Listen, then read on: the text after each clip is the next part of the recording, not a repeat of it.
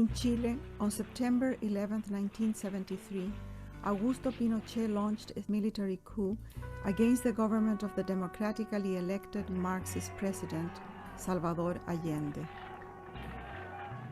As I fled my country shortly afterwards, I could not take much with me. Some clothes, family pictures, a small bag with dirt from my garden, and an old edition of Pablo Neruda's poetry.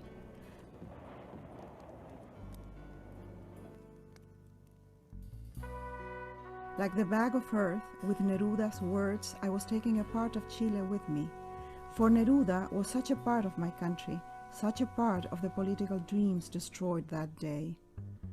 The poet died 2 weeks after the attack. Many say of a broken heart.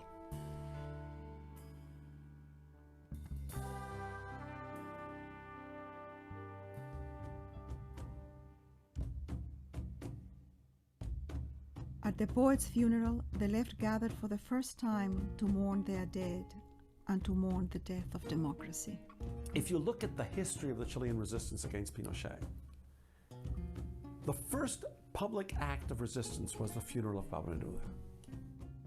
It was as if the gods of poetry wanted to say to Pinochet, you're going to meet your match here.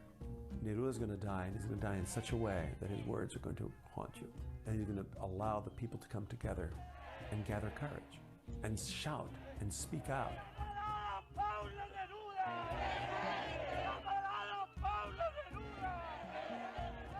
Bueno, todo el funeral fue con la gente apostada en las calles con los rifles así. Eso así hicimos el funeral. Quisieron cortarlo, no pudieron. Teníamos todos un miedo compartido, pero además un desafío tremendo, porque era algo que no íbamos a dejar de hacer, ¿no? Y era una forma de presencia. ¡No has muerto, no has muerto! ¡Solamente has quedado dormido! ¡Como duermen las flores cuando el sol se reclina! ¡Neruda! ¡Presente! ¡Ahora! ¡Y siempre! ¡Compañero Allende! ¡Presente! ¡Ahora! ¡Y siempre!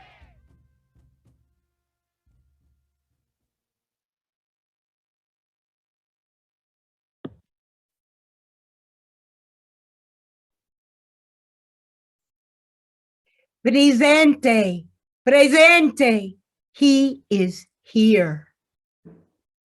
This was chanted that day by a grief-stricken people. He isn't dead. He isn't dead.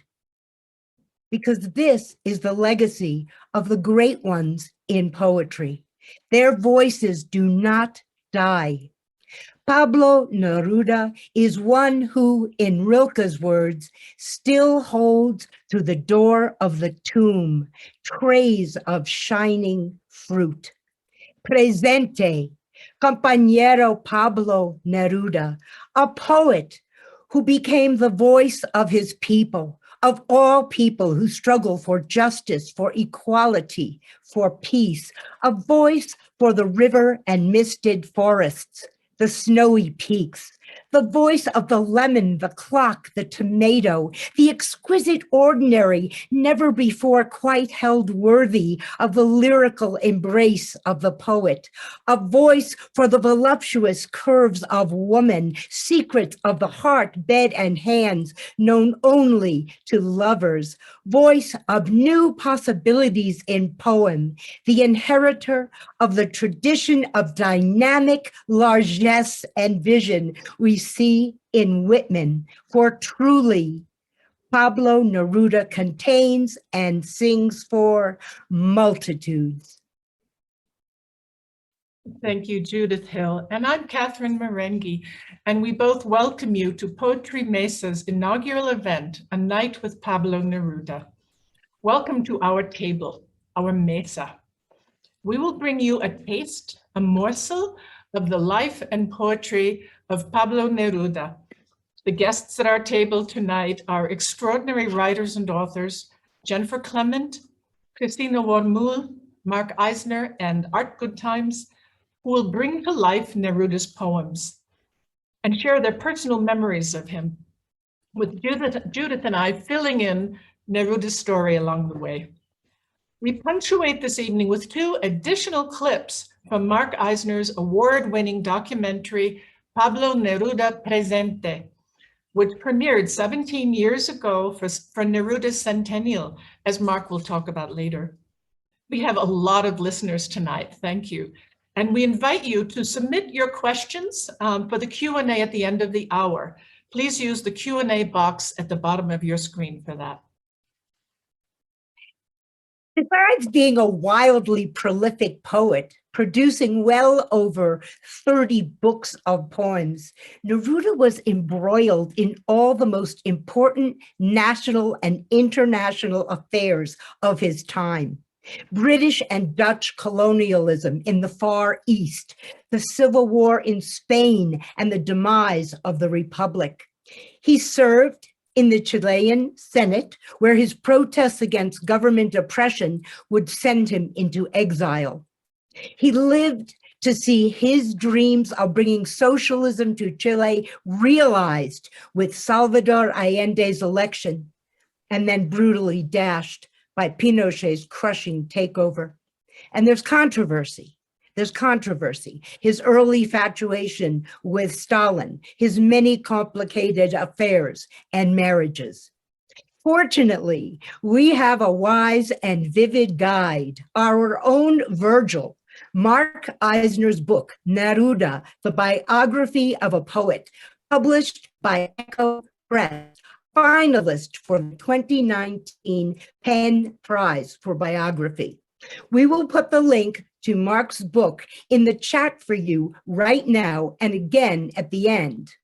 We will also be posting a bibliography and a list of all the poems read here tonight on our website, and we will share that link in the end as well.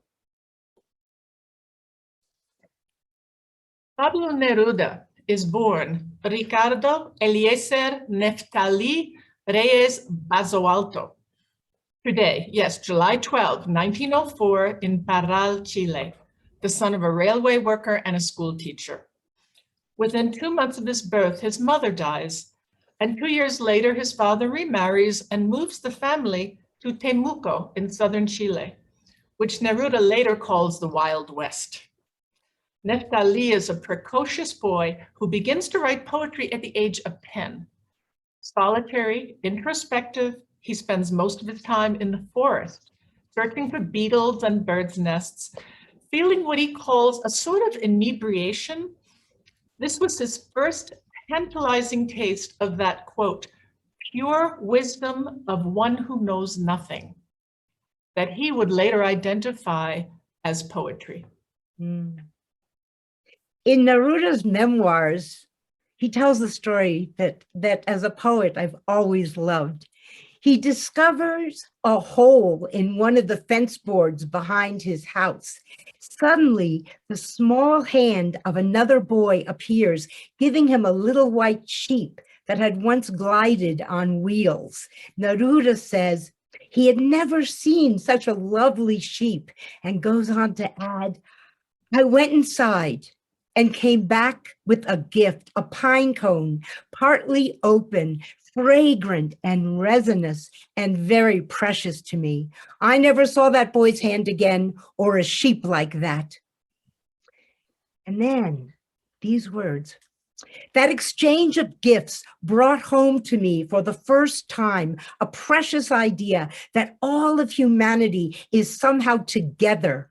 This small and mysterious exchange of gifts remained inside of me, deep and indestructible, giving my poetry light. Tall, gaunt, and gloomy, possessed of a sadness of the rain, young Neftali reads voraciously and fills notebooks with poems. When he's 14, his uncle publishes one of Neftali's political opinion pieces in his newspaper, and several of his poems are published in regional magazines, although his father does not approve of his writing poems. In those same years, the poet Gabriela Mistral, who would win the Nobel Prize in 1945, comes to Temuco to run the girls' grammar school. Neftali leaves his poems at her doorstep, and she says of him, "Here is indeed a true poet." They become lifelong friends. She gives him books and encouragement that he doesn't get at home. By 15, as his notebooks reveal, he is producing a poem a day. We are so fortunate to have a clip from Mark's film where Neruda describes his own childhood, and we hear Neruda read lines from Where is Guillermina and Poetry. Let's watch.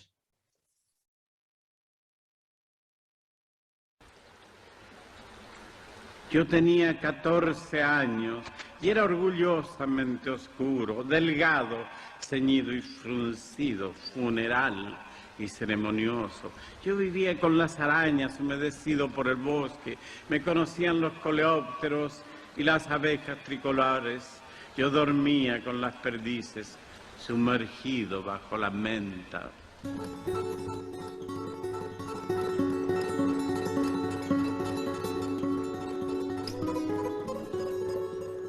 Y fue a esa edad, llegó la poesía a buscarme.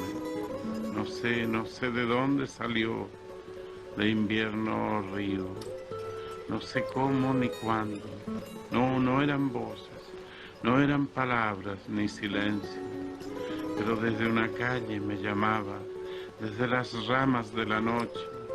De pronto entre los otros, entre fuegos violentos, o regresando solo, allí estaba sin rostro y me tocaba. Yo no sabía qué decir, mi boca no sabía nombrar, mis ojos eran ciegos y algo golpeaba en mi alma, fiebre o alas perdidas, y me fui haciendo solo, descifrando aquella quemadura, y escribí la primera línea vaga, vaga, sin cuerpo, pura tontería, pura sabiduría del que no sabe nada. Y vi de pronto el cielo desgranado y abierto, planetas, plantaciones palpitantes, la sombra perforada, acribillada por flechas, fuego y flores, la noche arrolladora, el universo. Y yo, mínimo ser, ebrio del gran vacío constelado, a semejanza, a imagen del misterio, me sentí parte pura del abismo, rodé con las estrellas.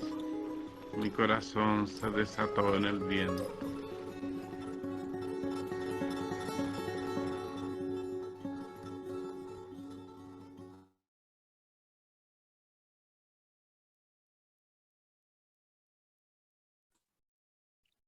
Ah, it's so hard to leave you. When you hear Neruda's words, you just moan. Yeah, you feel that melting.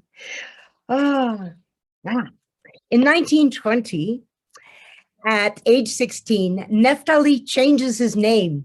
Neruda, some say, as a tribute to the Czech poet Jan Neruda, and Pablo, also some say, for Paul Verlaine, and goes to study at the University of Chile in Santiago, studying French and immersing himself in the literary and radical leftist scene, perfectly synced with the rise of the communist movement in Chile. He took quite the figure in a fabulously poetic black outfit that would later include his famous black cape. And there he falls madly in love with Albertina Rosa Azócar, inspiring his poems of full-on sexual passion. A new approach in love poetry, which had before tended to idealize women. His poetry elevates the body of a woman almost like a cosmic force. In 1923, he sells all his possessions. Boy, there's a poet for you, right? He sells all his possessions, including the black cape, to publish his first book, Crepusculario, the Book of Twilights.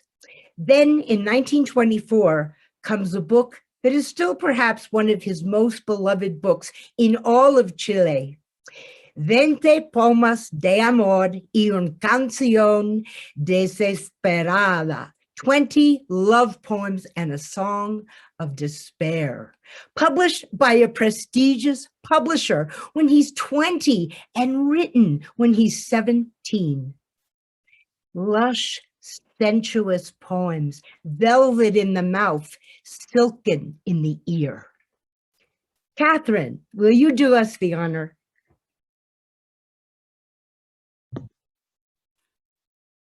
Thank you. I would love to. I am going to be reading from a book that I have owned since 1976. This edition is translated by W.S. Merwin, and it was published in 76.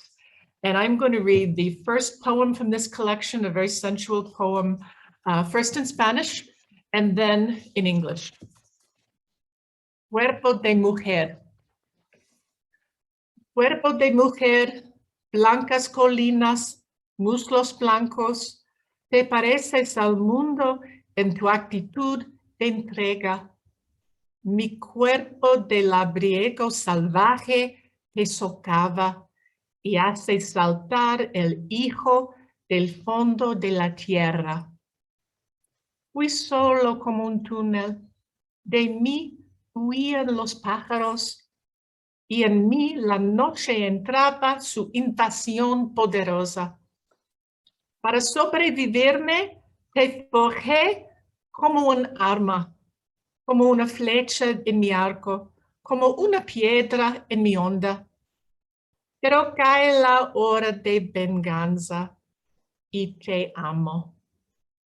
Cuerpo de piel, de musgo, de leche ávida y firme, a los vasos del pecho, a los ojos de ausencia, a las rosas del pubis, a tu voz lenta y triste.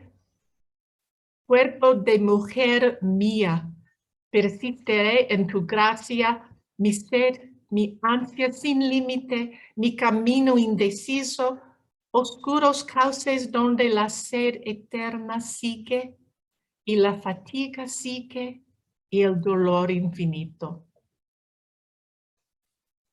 Body of a woman, white hills, white thighs, you look like a world lying in surrender.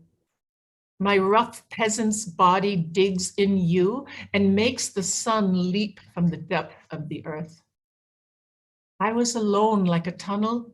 The birds fled from me, and night swamped me with its crushing invasion. To survive myself, I forged you like a weapon, like an arrow in my bow, like a stone in my sling. But the hour of vengeance falls, and I love you. Body of skin, of moss, of eager and firm milk. Oh, the goblets of the breast. Oh, the eyes of absence. Oh, the roses of the pubis. Oh, your voice, slow and soft. Body of my woman, I will persist in your grace, my thirst, my boundless desire, my shifting road, dark riverbeds where the eternal thirst flows and weariness follows, and the infinite ache. Oh, thank you, Catherine. Thank you, Neruda. Oh, it's wonderful, yeah? Interestingly, Neruda writes his next book, which is Venture of the Infinite Man, and it's never quite a success.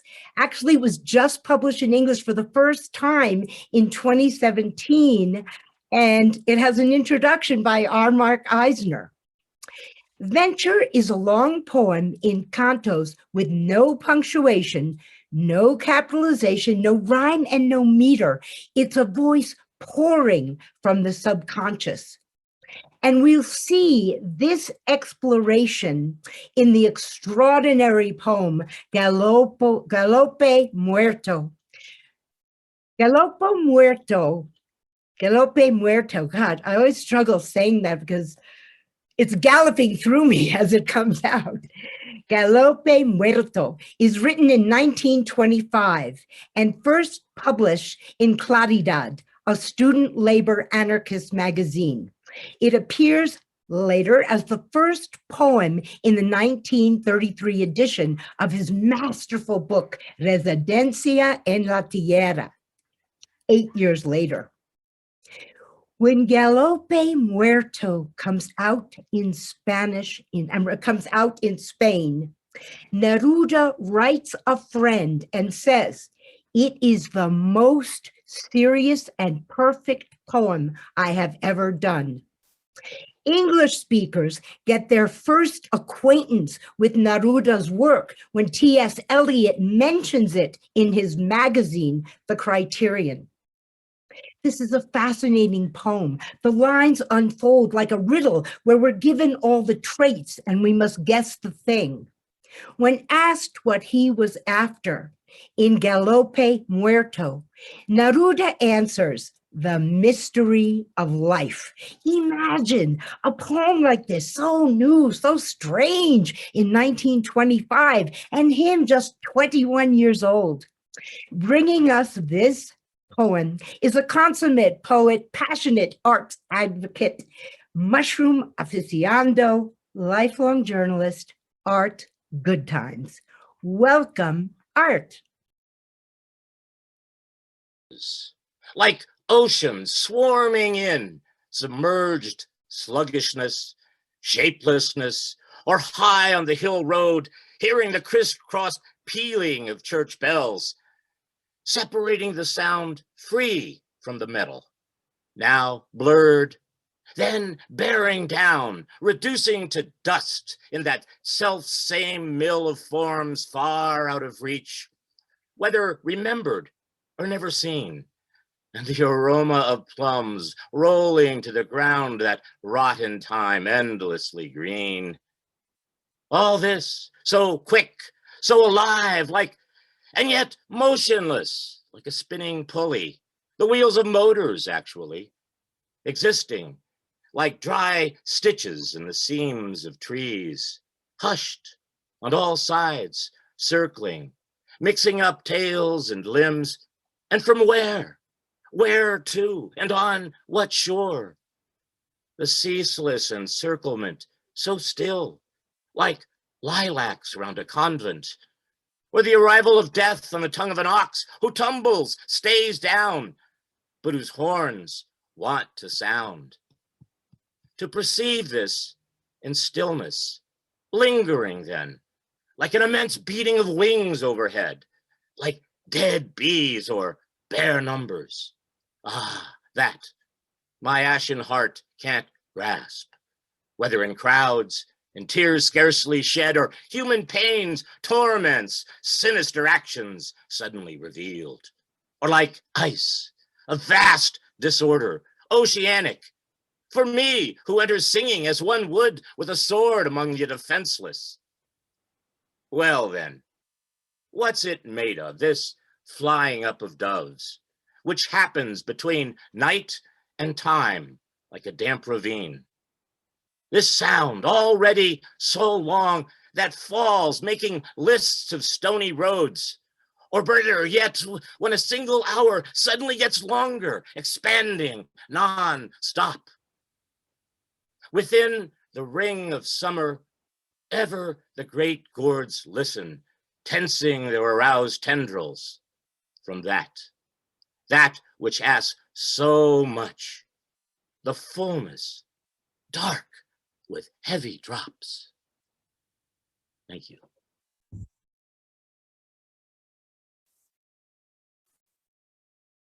Writing on his successes, Neruda asks to be appointed a diplomat, common for poets in Chile. Hoping for Paris, but in 1927 he is assigned to Burma. He travels extensively, Malaysia, Sri Lanka, Singapore. In Java, he meets Maria Antonieta Aguinar Vogelsang, whom he calls Maruca, a Dutch woman, and to whom he never writes one love poem. They marry in 1930 and have a child, the only one Neruda will have, Malva Marina, sickly, hydrocephalic. She will die young at the age of 8. It is in Asia that he writes Residencia en la Tierra, a collection many feel is his greatest, written over a period of 2 decades and later published in 3 parts. These poems are complex and ring with attentiveness to the things of the world. The first book of Residencia deepens and grows his surrealistic voice.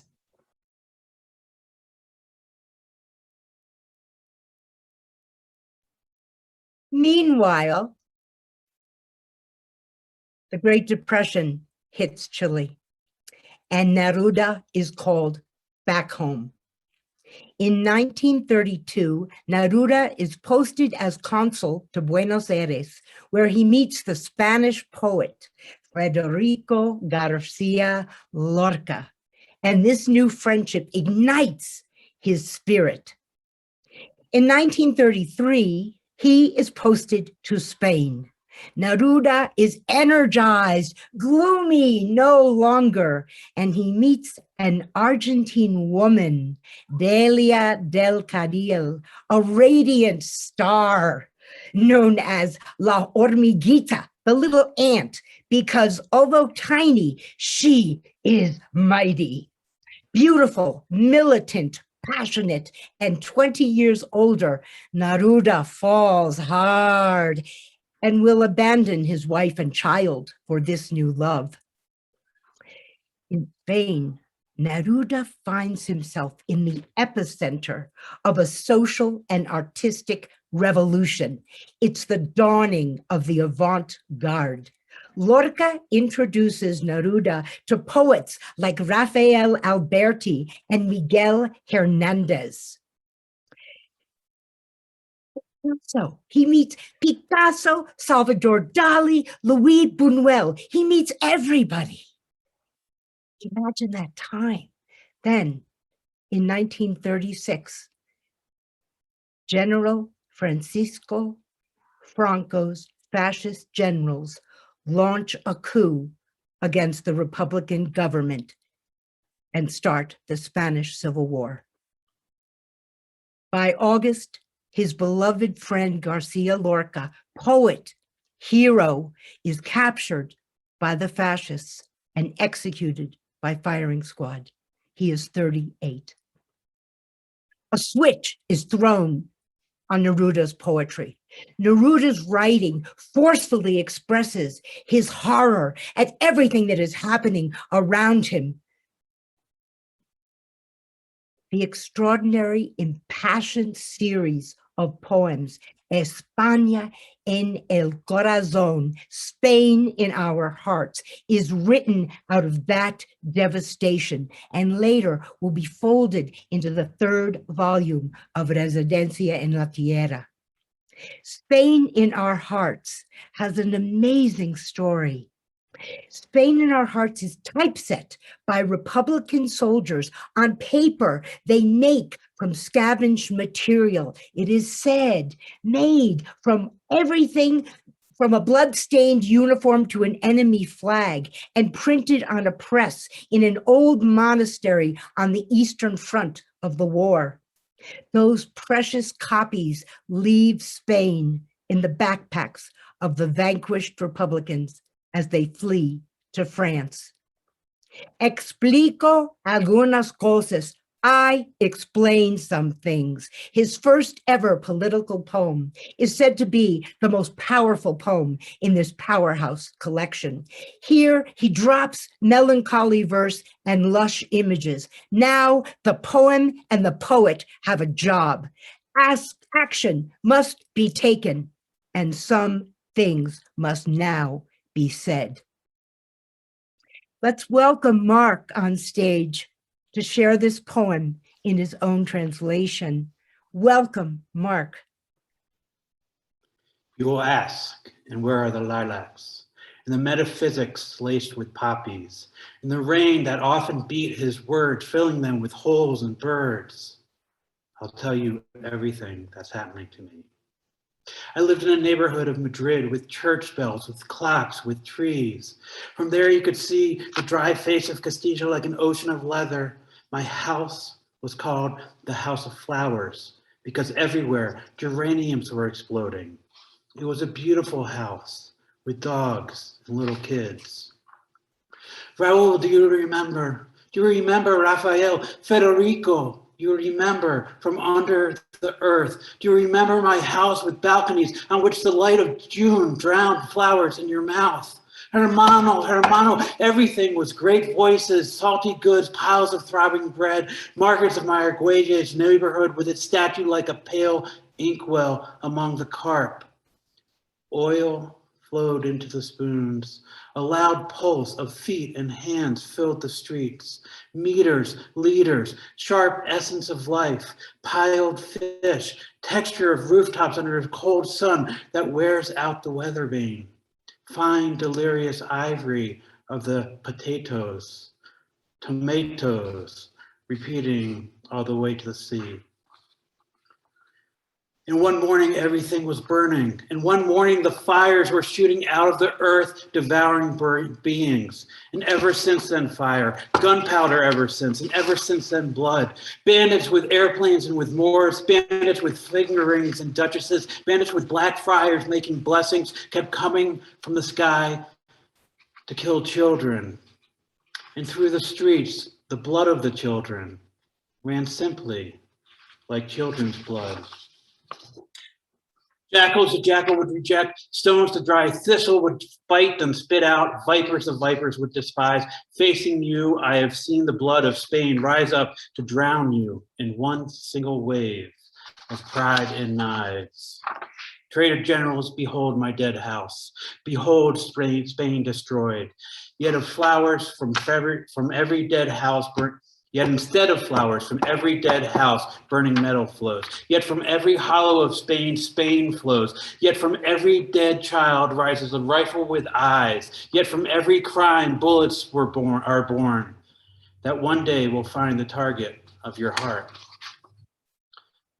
You will ask, why his poetry doesn't speak to us of dreams, of the leaves, of the great volcanoes, of his native land. Come and see the blood in the streets. Come and see the blood in the streets. Come and see the blood in the streets. Thank you.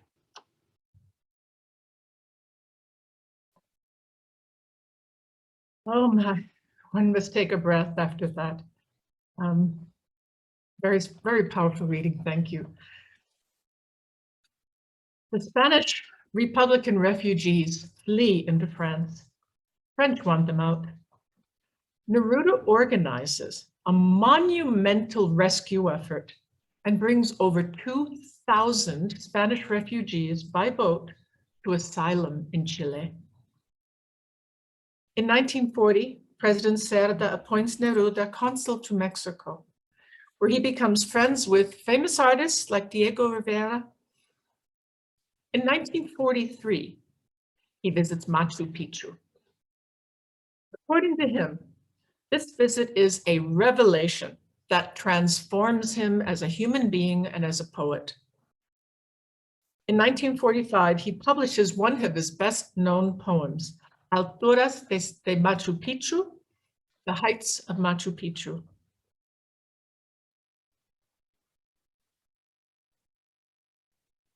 In 1943, returning to Chile from his post as consul to Mexico, Pablo Neruda, emissary of the ancestral force of poetry, heard the call of Machu Picchu in Peru and came with his green pen and his heart in flames to these inaccessible peaks of the ancient Incas.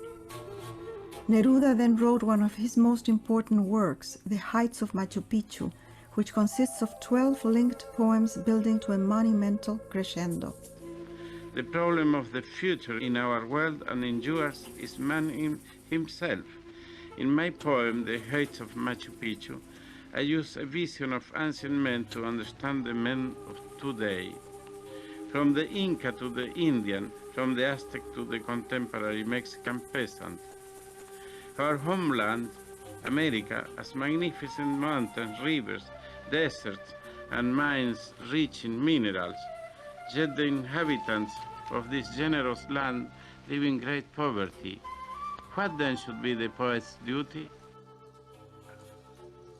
Sube a nacer conmigo, hermano. Dame la mano desde la profunda zona de tu dolor diseminado. Yo vengo a hablar por vuestra boca muerta, a través de la tierra, junto a todos los silenciosos labios derramados, y desde el fondo habladme toda esta larga noche, como si yo estuviera con vosotros anclado. Contadme todo, cadena a cadena, eslabón a eslabón, y paso a paso, afilad los cuchillos que guardasteis, ponedlos en mi pecho y en mi mano, como un río de rayos amarillos, como un río de tigres enterrados, y dejadme llorar horas, días, años, edades ciegas, siglos estelares.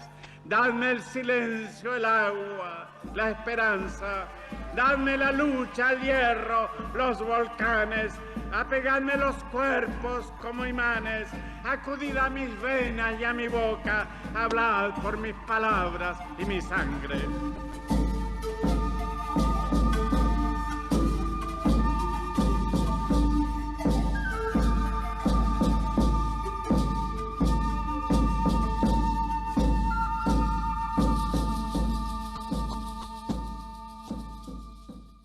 Heights of Machu Picchu would be included in his great book Canto General, an envisioned epic poem of the history of the Americas. It is a communist and humanitarian interpretation of human struggle for justice in the New World.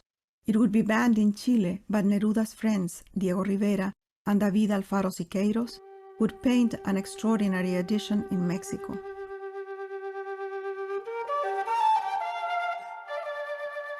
El compromiso político de Neruda es anterior al Canto General, pero en Canto General este intento de describir la geografía y la historia está hecho desde un punto de vista que entiende la historia como un conflicto de clase. Y en ese sentido se trataría de un libro político y se trataría, o podría hablarse, de un libro en que hay en que existe la presencia de la visión marxista de la historia. Bueno, de Neruda tengo varios libros. De partida tengo lo que no falta nunca es 20 poemas de amor, Residencia en la Tierra, Confieso que he vivido y Canto General, que es mi preferido. ¿Y por qué Canto General? Bueno, Canto General es la parte combativa de Neruda. La importancia del Canto General es que nos revela a nosotros la historia americana desde un punto de vista diferente, el punto de vista de los pueblos mismos, no la historia contada por los vencedores, sino podríamos decir la historia contada por los vencidos.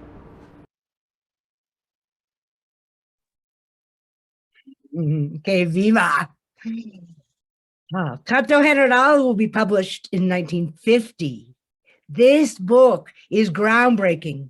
By exploring ancestral, geographic, spiritual, and human origins of this place through that Marxist lens, Neruda resees and redefines the history and destiny of Latin America. Through these poems, he shows the people, as you saw, a new way to understand themselves and their role in the world. And as you heard, his sense of the poet's duty comes vividly and passionately clear. In 1945, Neruda returns to Chile, joins the Chilean Communist Party, and is asked to run for the Senate from the copper mining province of the North.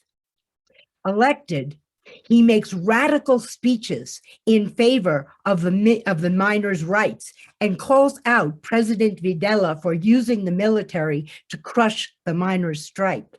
Videla orders his arrest, and Neruda flees into exile, heading to Argentina, traveling much of the way on horseback, making his arduous way to the coast to sail to France. Take it away, Catherine. He is met by Pablo Picasso and attends the Congress of Partisans of Peace in Paris. There, Picasso dramatically reveals Neruda to a crowd of artists and resistance fighters, which include Diego Rivera, Langston Hughes, Charlie Chaplin, two founding members of the Surrealism movement, Paul Éluard and Louis Aragon, the great Italian writer Italo Calvino, Paul Robeson, and W.E.B. Du Bois. Can you imagine? Neruda is joined by his wife Delia, travels through Europe and visits the Soviet Union, finally landing in Mexico in 1949 as a representative of the World Council of Peace at the American Continental Peace Congress. The poet falls sick and while bedridden is nursed by a Chilean woman from the South, a guitarist, whose name is Matilde Urrutia. The following year, Canto General is published and banned in Chile. Neruda, evermore the voice for peace and freedom and a celebrity, visits India, Poland, China, finally landing in Italy, where people treat him royally. The Chilean government demands that Italy expel him, but he and Matilde flee to the gorgeous Isle of Capri. There, Neruda writes, "Matilda and I took refuge in our love. In that place of intoxicating beauty, our love grew steadily. We could never again live apart." Their time in Capri inspired a novel and an Academy Award-winning film, Il Postino. There he finished The Captain's Verses, Los Versos del Capitán, a book of love poems addressed to his lover, Matilde.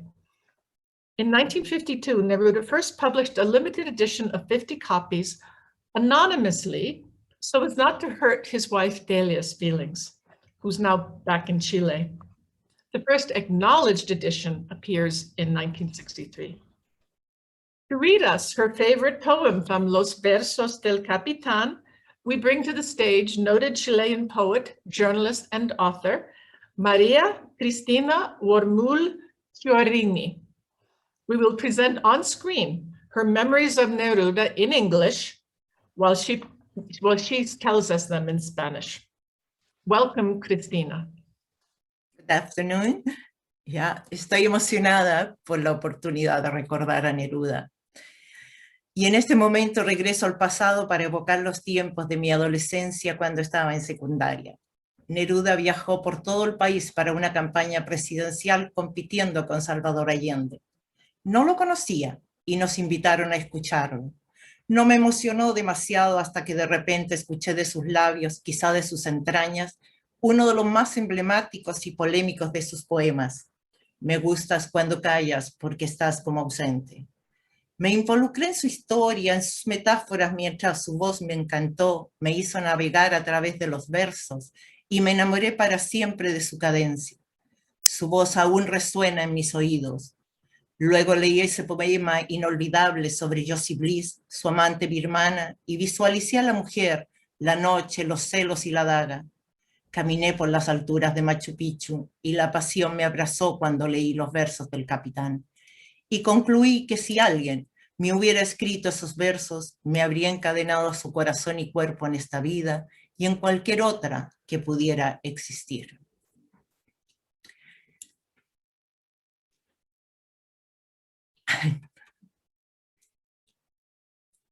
Voy a leer La noche en la isla.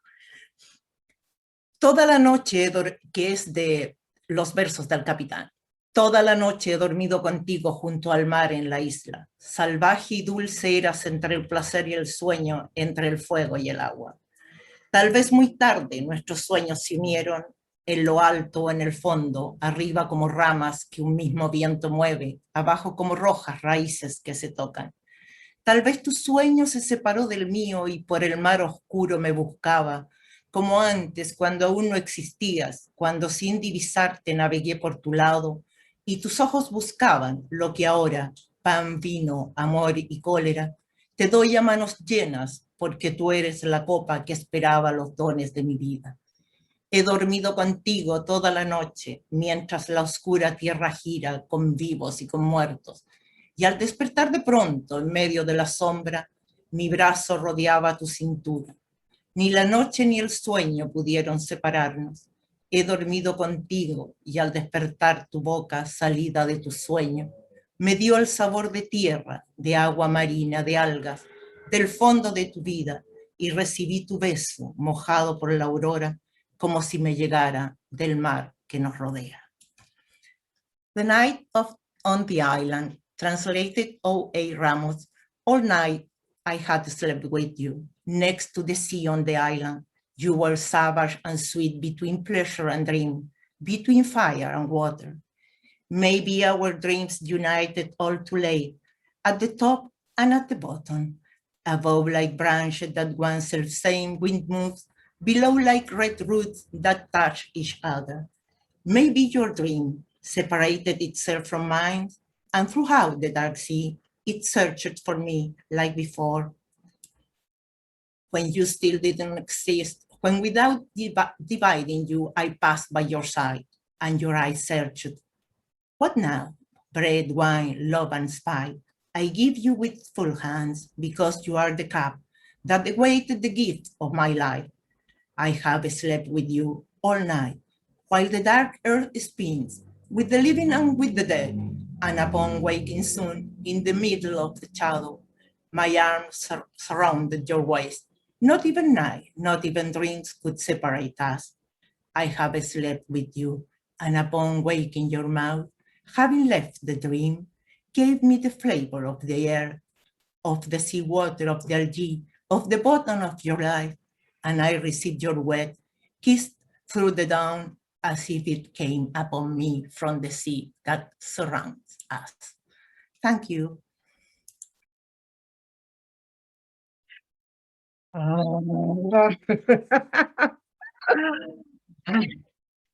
It's 1952, and the left gains momentum at last in Chile. Neruda returns home to a hero's welcome. He supports the Popular Front socialist presidential candidate, Salvador Allende. Busy with politics, writing, and reciting his poetry around the world, he begins construction on a home for himself and Matilde in Santiago, while he's still married to Delia. Finally, painfully, he divorces Delia and marries Matilde. Then, in a small fishing village along the rugged coast, Neruda and Matilde transform a small house into a magical, art-filled space that mirrors his poetry. He names it Isla Negra for a large mound of rocks off the beach. Isla Negra is, to this day, a pilgrimage site, spiritual and mystical. Neruda and his new wife will spend most of their time here, and ultimately, both will be buried there. Neruda writes 5 books. Love. Neruda writes 5 books during the 1960s. He will become the world's most translated poet from Yiddish to Chinese, and starts writing his odes which are to everything: tomatoes, watches, a chestnut falling to the ground. Neruda brings the lofty ode down into the earth in his Odas Elementales, ode to simple things. He is what the remarkable prose poet Francis Ponge called an ambassador of the silent world, revealing to us the magic of the extraordinary ordinary. And to share with you one of all of our very favorite odes, we present a woman who hardly needs introduction. Celebrated, world-renowned, many times over award-winning author and poet, Jennifer Clement was elected in 2015 as the first woman president ever in the 100-year history of PEN International. Welcome, Jennifer. Hello, thank you so much for inviting me. I'll read the poem first in English. It's Ode to My Socks. Maru Mori brought me a pair of socks, which she knitted herself with her sheep herder's hands. 2 socks as soft as rabbits. I slipped my feet into them as though into 2 cases, knitted with threads of twilight and goat skin. Violet socks, my feet were 2 fish made of wool, 2 long sharks, sea blue, shot through by 1 golden thread, 2 immense blackbirds, 2 cannons. My feet were honored in this way by these heavenly socks. They were so handsome for the first time my feet seemed to me unacceptable, like 2 decrepit firemen, firemen unworthy of that woven fire, of those glowing socks. Nevertheless, I resisted the sharp temptation to save them somewhere, as schoolboys keep fireflies, as learned men collect sacred texts. I resisted the mad impulse to put them into a golden cage, and each day give them bird seed and pieces of pink melon. Like explorers in the jungle who hand over the very rare green deer to the spit and eat it without remorse, I stretched out my feet and pulled on the magnificent socks and then my shoes. The moral of my ode is this: beauty is twice beauty, and what is good is doubly good when it is a matter of 2 socks made of wool in the winter. I should say this was translated by Robert Bly. So in Spanish, Oda a los calcetines. Me trajo Mara Mori un par de calcetines que tejió con sus manos de pastora, 2 calcetines suaves como liebres. En ellos metí los pies como en 2 estuches tejidos con hebras del crepúsculo y pellejos de ovejas. Violentos calcetines. Mis pies fueron 2 pescados de lana, 2 largos tiburones de azul ultramarino, atravesados por una trenza de oro, 2 gigantescos mirlos, 2 cañones. Mis pies fueron honrados de este modo por estos celestiales calcetines. Eran tan hermosos que por primera vez mis pies me parecieron inaceptables, como 2 decrépitos bomberos, bomberos indignos de aquel fuego bordado, de aquellos luminosos calcetines. Sin embargo, resistí la tentación aguda de guardarlos como los colegiales preservan las luciérnagas y como los eruditos coleccionan documentos sagrados. Resistí el impulso furioso de ponerlas en una jaula de oro y darles cada día alpiste y pulpa de melón rosado. Como descubridores que en la selva entregan el rarísimo venado verde al asador y se lo comen con remordimiento, estiré los pies y me enfundé los bellos calcetines y luego los zapatos, y es esta la moral de mi oda. 2 veces es belleza la belleza. Y lo que es bueno es doblemente bueno cuando se trata de calcetines de lana en el invierno. Gracias.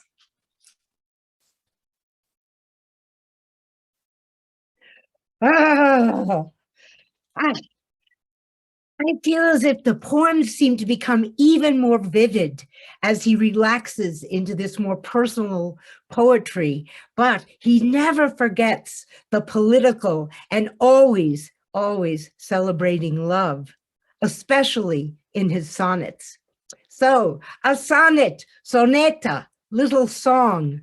And we poets know from sonnets, Elizabethan, Italian, but these lyrical, passionate, Neruda-esque sonnets, they rethink the form. Watch how this master plays on the sonnet signature, the moment of the turn, the volta, when the poet both knits itself up and surprises us. Pure pleasure.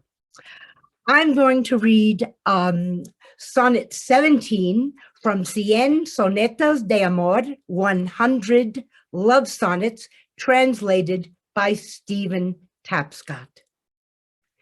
I do not love you as if you were the salt rose or topaz or the arrow of carnations the fire shoots off.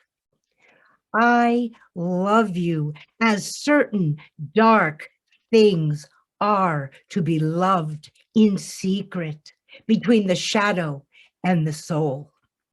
I love you as the plant that never blooms, but carries in itself the light of hidden flowers. Thanks to your love, a certain solid fragrance risen from the earth lives darkly in my body.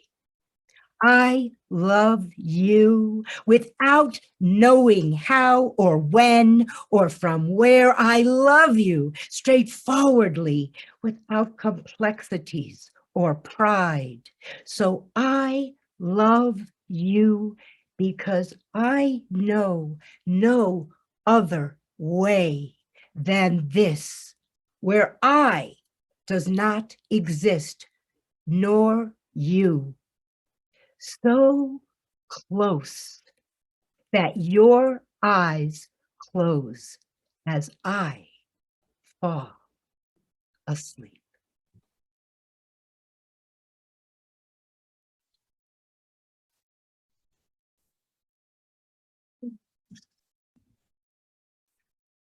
Neruda gains worldwide recognition.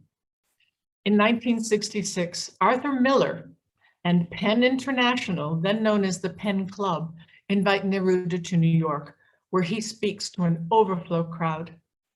It is also a time of sea change in Chilean politics. In 1970, Neruda runs for president. And when it is clear that Salvador Allende will be the left's clear choice, Neruda pledges to him all of his votes. Allende wins and honors his friend Neruda by naming him ambassador to France.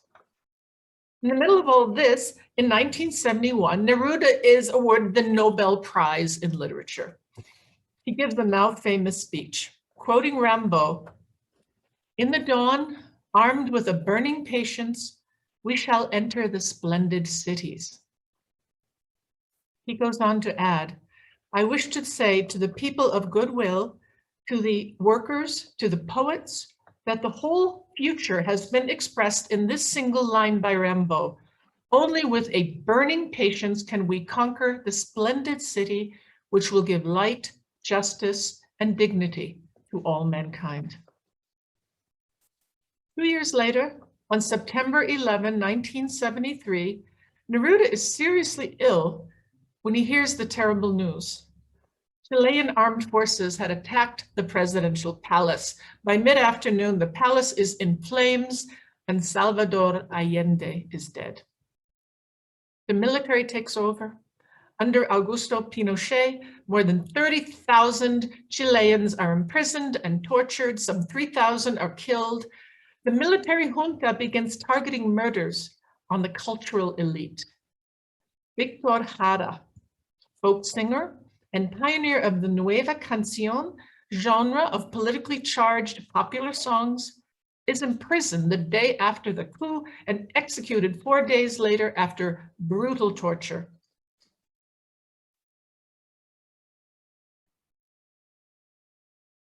Neruda watches the collapse of the dream, the splendid city he has pledged his devotion to, his belief in, is crushed, ground under the tyrant's heel again. 2 weeks after Pinochet's militia marches on Santiago, Neruda, poet of the people, poet of all lovers, has died. We have come full circle. September 25th, 1973, the city under curfew, under armed guard, but the streets are packed. The unrestrained, raging grief we saw in tonight's opening images of Neruda's funeral speaks directly to Neruda's global stature as the people's beloved defender, their voice, their poet. At first, the mourners walk in silence, following the coffin past the heavily armed guards. As they approach the site of the tomb, their silence breaks.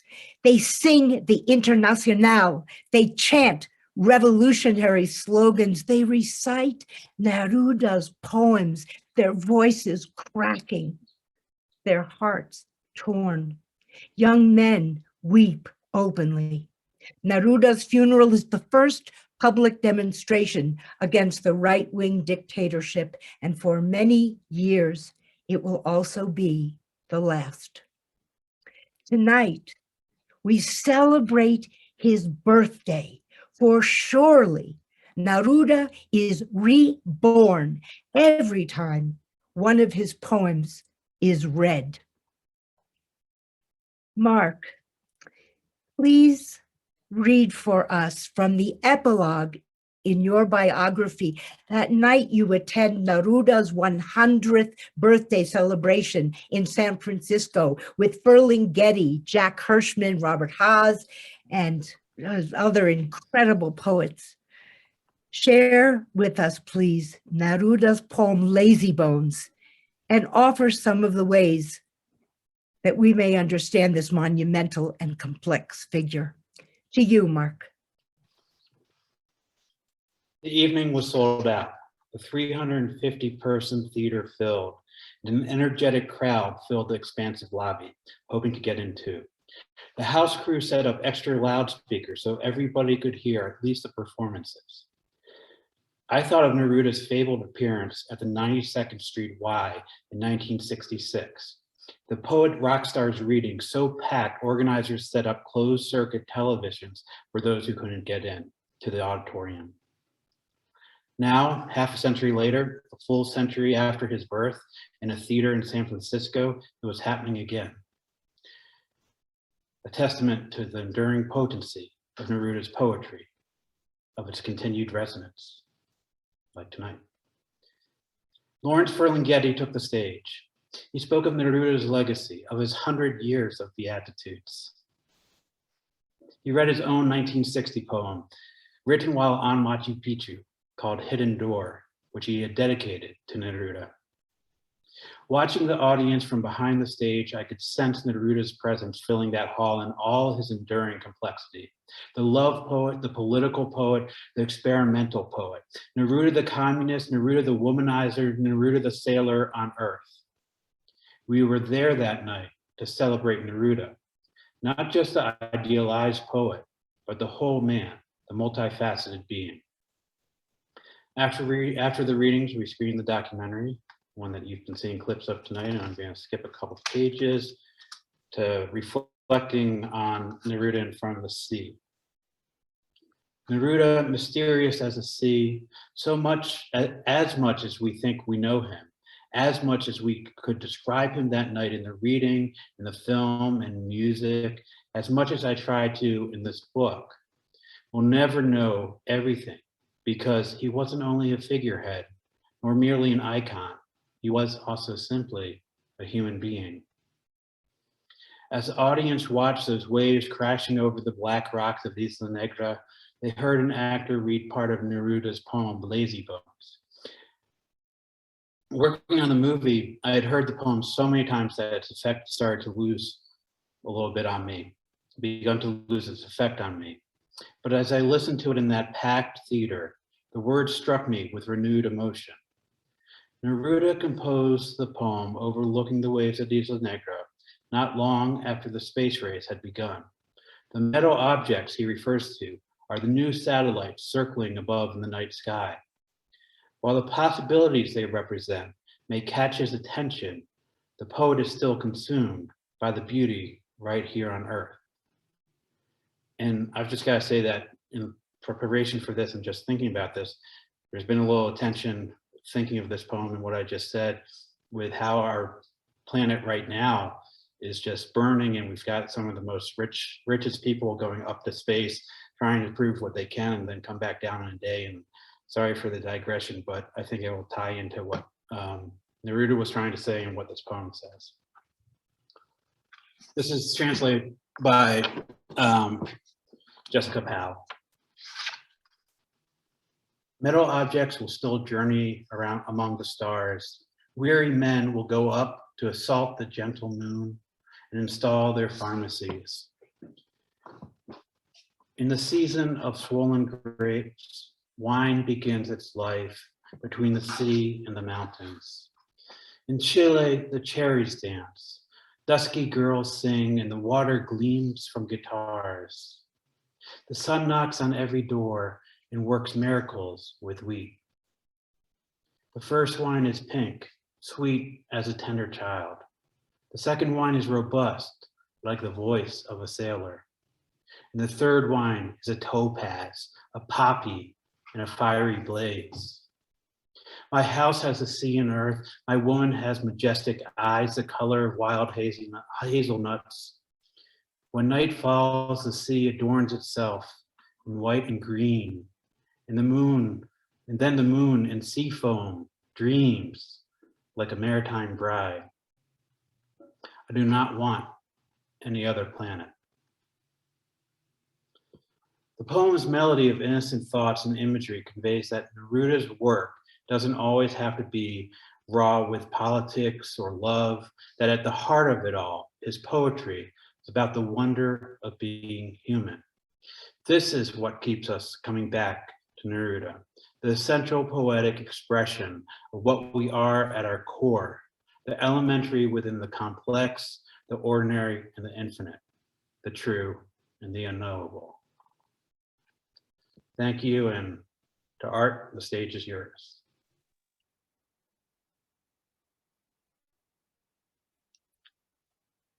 El que no comprende el amor no sabe nada sobre el pueblo. Oswaldo de la Vega. Allende slain, cut down by machine guns. They call it suicide, but the world knows better, and Neruda doubles up. He too dies, his heart broken, the revolution in ashes. Even the stones of Machu Picchu are helpless as the tanks of the junta trample Santiago. Repression floods in under the poet's feet, his last works ruined, rivers diverted from their banks, compañeros tortured in the makeshift prison of a soccer stadium. They chop off the folk singer's fingers, but he still sings. Victor Jara, blood weeping from his palms, his voice booming, fearless and defiant. So they shoot him. In Spain, they sent Lorca to the firing squad. In Russia, Mayakovsky shot himself. But in Chile, Neruda, red windmill of the Andes, he is all heart. And it crumples at the news. Allende slain, the revolution in ashes, a lifetime's work turned to rubble or ashes. But not washed out, no, never. For the mountains, wind, and rivers go on grinding wheat between stones, struggling as the people struggle to match the rhythm of his outstretched arms. And even in death, he still sings, Neruda, Neruda. Presente, presente. Presente, presente. Thank you so much for that reading, Art. And thank you to all of our presenters, Jennifer Clement, Mark Eisner, Cristina Wormull, and Art Goodtimes. Now we will have time for, well, we don't have a lot of time for questions. We are running over a little bit. There is still time if you would like to put a question in the Q&A box. But until then, let's talk a little bit about Judyth. I think you have a question that you'd like to ask. Well, the first question I wanted to ask was I wanted to ask Jennifer if she had thoughts on a poet's duty. Oh, well, that's a pretty heavy question. I don't know about duty necessarily.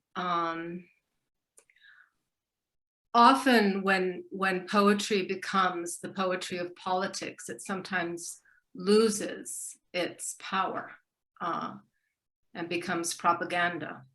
But certainly one of the things that really moves me deeply is the amount of poets that are in jail and how dangerous poets are. I mean, Thomas Hardy said, if Galileo had said in verse that the earth moved, perhaps the Inquisition would have left him alone. And of course, we know today that's not true. So yeah, I'm astonished by the fact that we have about 45 poets in jail that we advocate for. I know in Myanmar, some of the first people murdered were poets. Exactly, yeah. It does speak to the power of the poem, the power of the voice, and the power of the heart. When you stir a people, I think that was also a piece with Lorca, that if you keep the heart of a people alive, you can't annihilate them no matter how many of them you kill. Yeah, it's interesting. Lorca was one of Penn's first cases. And we have the telegram that H.G. Wells sent to the military in Granada, asking, we want to know about our friend. Where is our friend? And of course, between the arrest and the assassination, we're only 3 days. So, but that's and of course, the other first case, because they're sort of parallel, is Arthur Kessler, which we did manage to save. Yeah.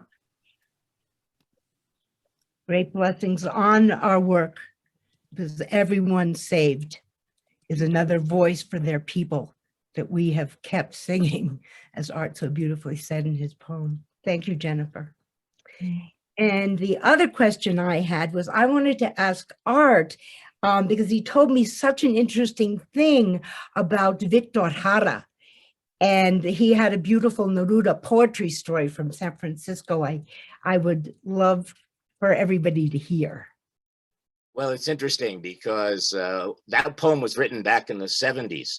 And as part of the international community, we'd heard a lot about what had happened, but not all the stories were true.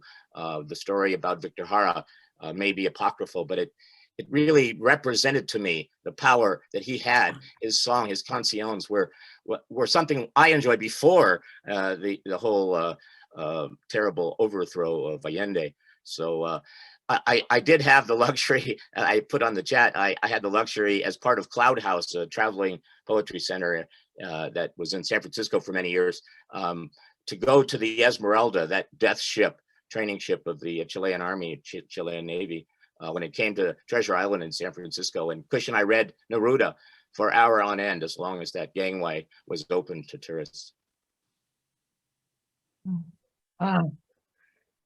Wonderful. Do any of you guys have questions for each other? This is an amazing thing to get to actually be together, having done this. Okay. Did anyone want to say anything? Is there anything we've left unsaid? Is there something that needs to be said? All right. Oh. Thank you. Thank you so much. Thank all of you. Thanks to everybody in the audience. Thank you. Thank you, everybody. Thank our technical directors, Pina Bica and Patty Garcia of the San Miguel Literary Sala. We couldn't have done this without their patience and constant devotion. And Judyth and I do want to extend our special gratitude to our audience tonight. We are just starting the Poetry Mesa. We're trying to create something to share the delights of poetry. You can check out our website, poetrymesa.com. The link will be in the chat box for information about future events. And we will have handouts listing all the poems that were read tonight and providing a bibliography of all of the works of the writers who presented tonight. This is our first event on Zoom. Stay tuned for future events coming in the fall. So thank you all very much and have a good night. Good night. Good night. Bye. Good night. Good night. Right when you love something.